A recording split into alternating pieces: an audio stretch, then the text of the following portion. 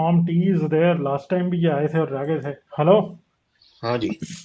हाँ जी, कैसे हैं जी आप? बस फर्स्ट क्लास गालिब साहब, बहुत अच्छा लगता है हमेशा। आपका मैं चलें जी, सुनता थैंक रहता यू। हूँ, लेकिन एक बाज़-औक़ात आ नहीं सकता।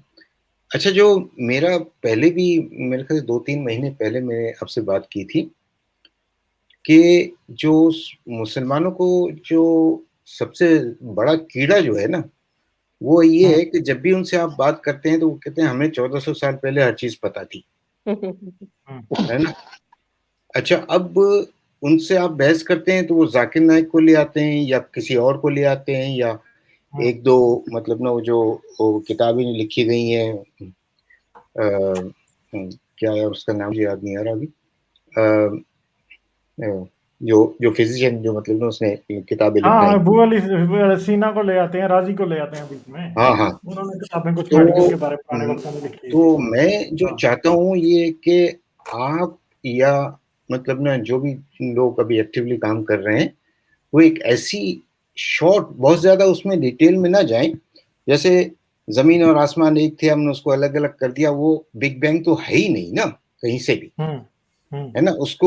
इसको अगर आप मतलब मेसोपोटामियन या उसको जो हवाले देते हैं, वो बड़े अच्छा करते हैं। लेकिन उनको कहें भाई ये है ही नहीं, बिग बैंग है ही नहीं, बिग बैंग जो है वो उसमें ज़मीन थी ही नहीं, है ना?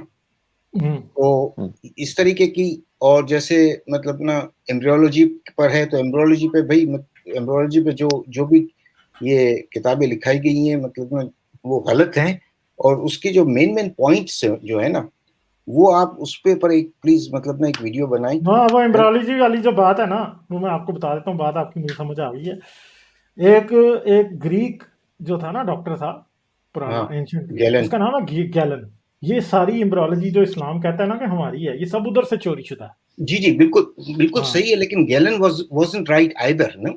देखिए हाँ, ना, वो भी राइट नहीं था, वो भी वो नहीं तो था, ये गलत भी था ना। राइट नहीं, हाँ, ये तो भी बात गलत है, तो ये है कि दोनों गलत है। उसको बहुत ज़्यादा बैकग्राउंड बताने के बजाय ये कहें कि भई एम्ब्रियोलॉजी ये है, और क्या कहते हैं ना, जैसे पहले आसमान पे सितारे हैं, भई पहले आसमान ही नहीं है तो सितारे कहाँ से आ गए, है ना?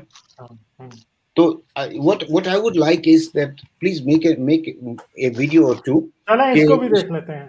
हाँ, हाँ, प्लीज़, बट अच्छा दैट आपने जस्ट सजेशन नहीं, दिया। अब ओनली तो रिक्वेस्ट खैर फॉर यू। जो मुसलमानों के अलावा मतलब अब हमें इस तरह का मवाद जो है वो हिंदुस्तान से भी बड़ा मिल रहा है कि जी वेदों में ये बात बहुत पहले की आ गई हुई है। जी, जी, जी। तो जी, जी, उसमें हाँ, इकट्ठे एक वो दीवान हमारा करने मतलब वाली ना। बात बनती है कि जी फलां मज़हब ये कहते हैं, फलां मज़हब ये कहते हैं इस बारे में, लेकिन इसमें साइंस ये कहती है, और which is the known truth for now.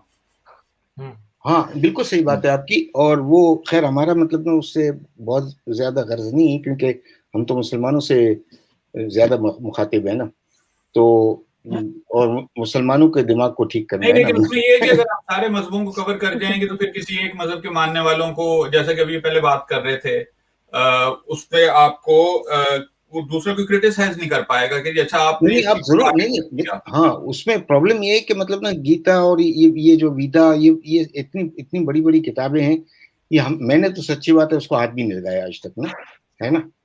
क्योंकि वो और फिर वो लिखी गई हैं संस्कृत में, फिर उसके तर्जुमे हुए हैं, जैसे कुरान का है अरबी से तर्जुमे हुए हैं, लेकिन कुरान चूँकि मतलब ना हमें बचपन से पढ़ाया गया है, तो हम उसको उसकी आसानी से वो तनकीद कर सकते हैं, और उस दूसरे मज़हब पर भी बिल्कुल तनकीद करनी चाहिए, और टिका के करनी चाहिए ना, है ना? चलें, ठीक है, थैंक यू।